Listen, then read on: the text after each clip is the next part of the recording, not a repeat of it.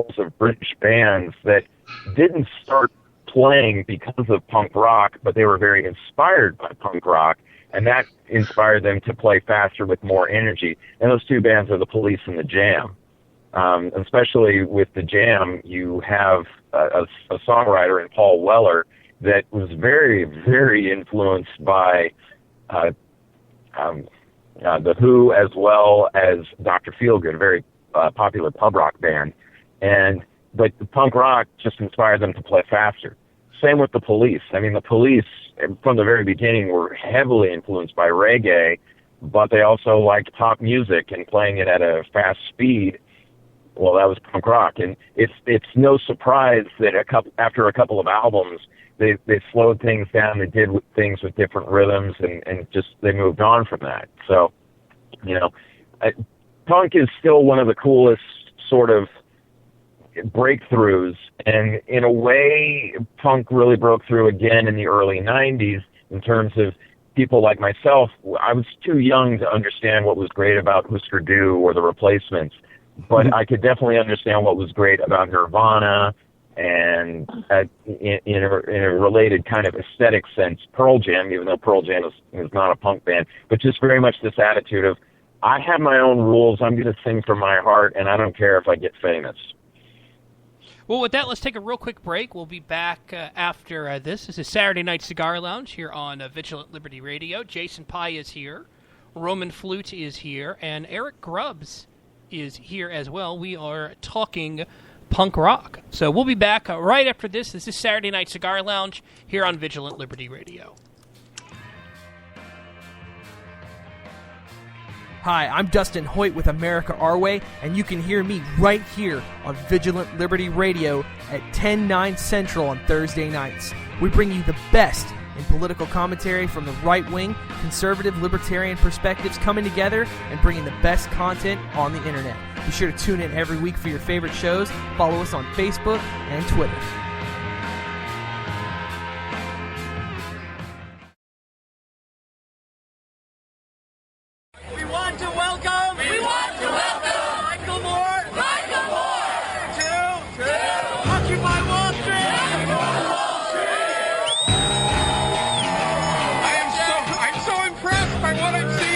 How much of people's income do you, Michael Moore, want the government to confiscate? Probably twice what we're paying right now. It's not envy, it's war. Where's the rage? Where's the uprising? Storm the doors of the New York Stock Exchange. It is a class war. Storm the doors of the New York Stock Exchange. If the wealthy paid their fair share. For a documentary filmmaker, I do really well. I'm very blessed. And the rich thought poverty was bad. I do well. They get rid of it. What pure? There's nothing pure about capitalism. And they know what's coming on Wall Street. We're seeing the end of capitalism. And I say good riddance. He is one of my favorite capitalists. Yeah, I want to give him a hug.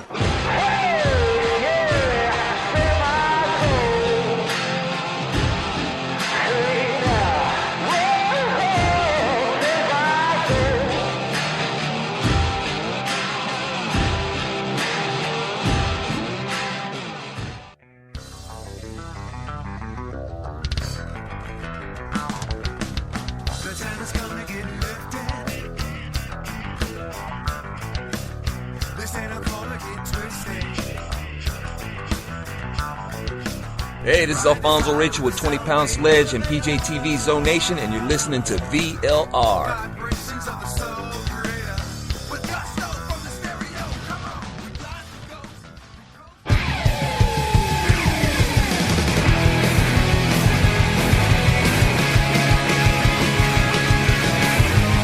The Get Up Kids Holiday playing that. I know Jason Pye appreciates hearing that here on Saturday Night Cigar Lounge on Vigilant Liberty. Oh, yeah, nice. I know, Jason, you can't hear anything, but I figured that you were happy with the fact that, I decided to play Get Up Kids.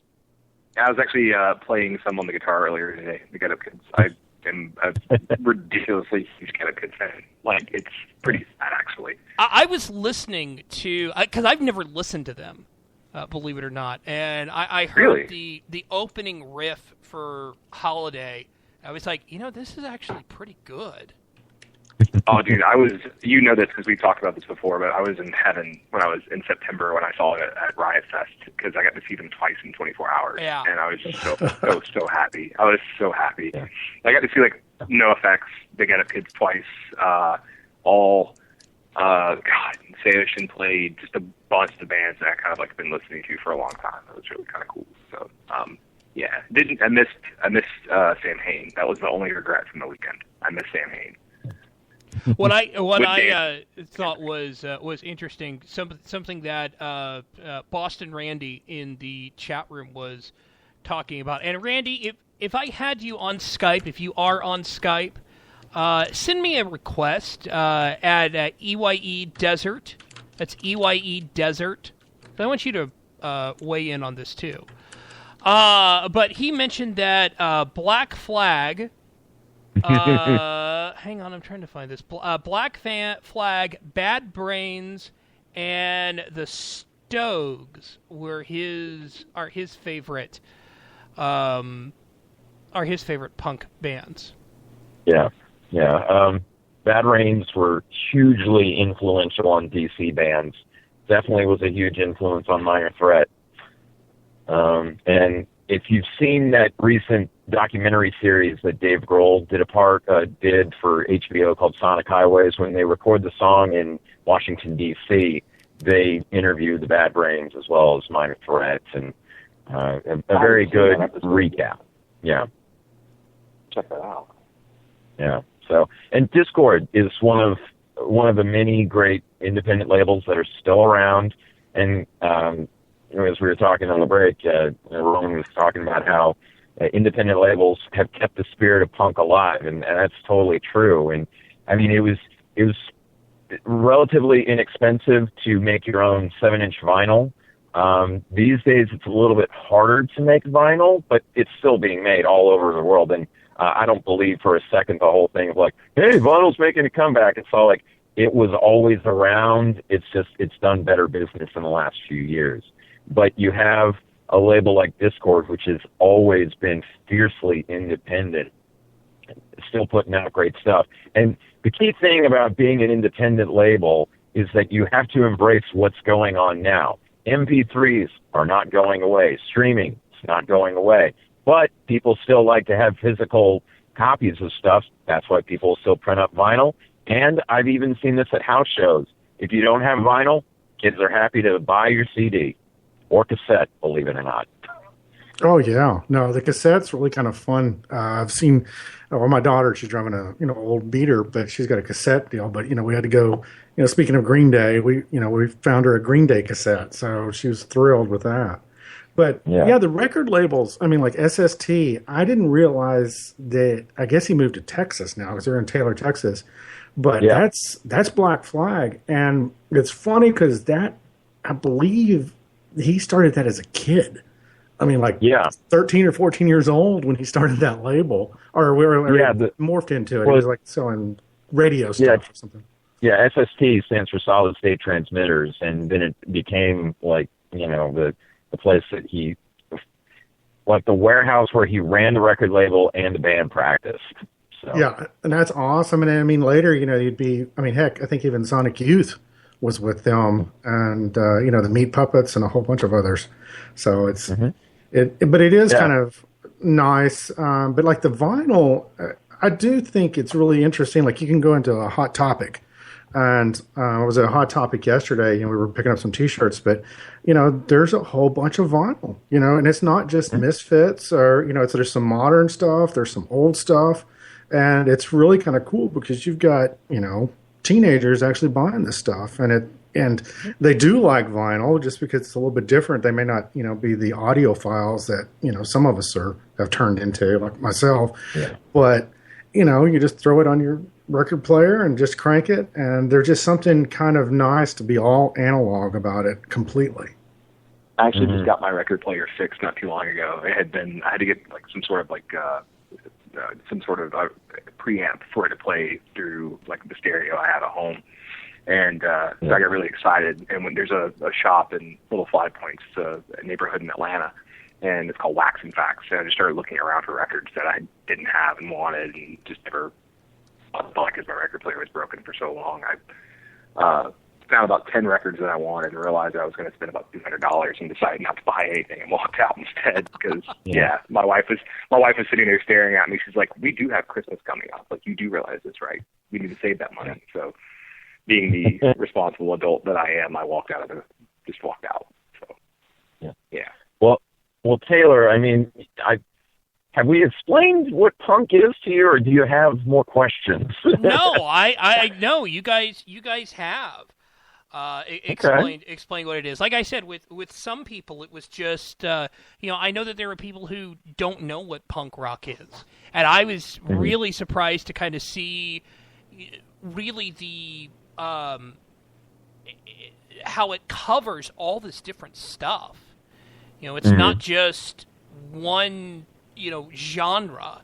You have punk, you have pop punk, you have, post-punk. Gutter punk. Huh?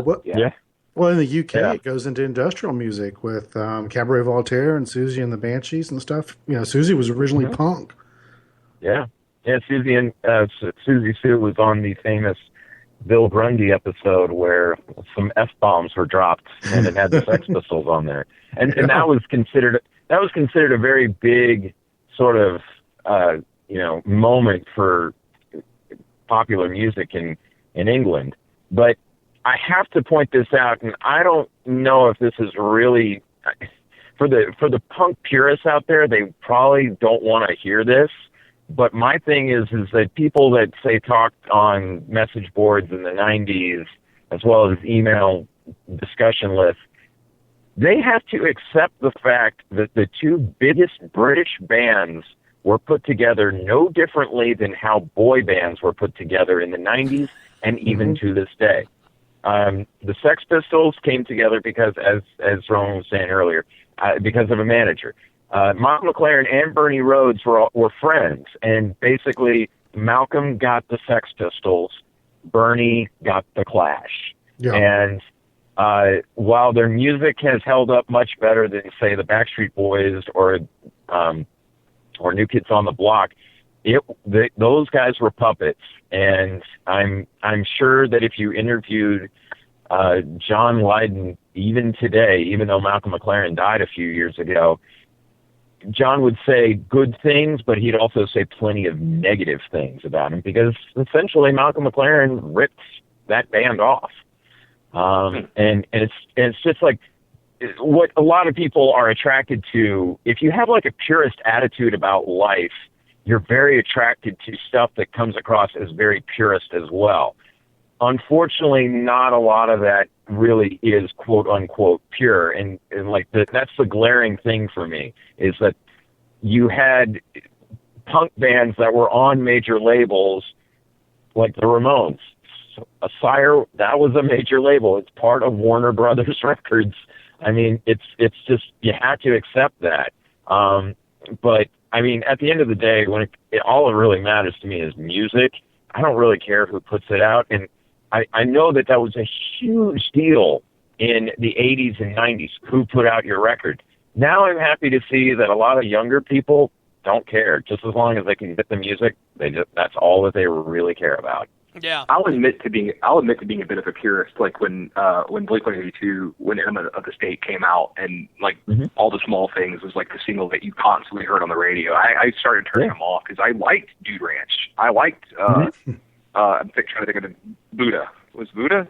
I can't remember the name of the record that came out before. Well, they're technically their first record with Cheshire Cat, but they made Buddha, which was demos, and that was released, I think, after Enema of the State. So okay, all right. Well, I couldn't do it anymore. Like I stopped listening.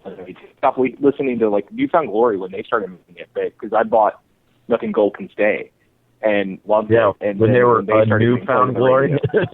A Newfound. Well, Chris Carrabba did all the background from Dashboard Confessional and Further Seas Forever. Did all the background vocals on that record. Yeah. That first record. Yeah. And like I loved it. It was just absolutely in love. It was so raw sounding, so good. It was pop punk. It was a little cheesy, but it was good. But once they started getting like so much airplay, I was like, I can't like when like friends of mine from I don't know, like when the Offspring started Pretty Fly for a White Guy, like I was like, please stop. Please stop. Stop. You guys are killing this for me. There was a limit for me. There was.